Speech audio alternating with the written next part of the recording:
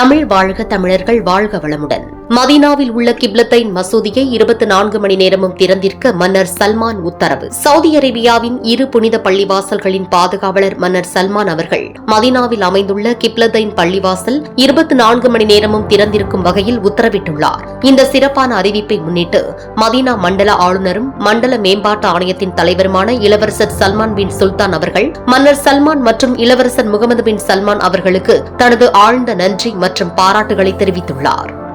மேலும் அனைத்து சம்பந்தப்பட்ட துறைகளும் 24 மணி நேரம் பணியாற்றும் திட்டங்களை செயல்படுத்தி வழிபாட்டாளர்கள் சுலபமாக தொழுகை செய்யும் வகையில் முழுமையான ஏற்பாடுகளை மேற்கொண்டு வருவதாகவும் அவர் குறிப்பிட்டார்.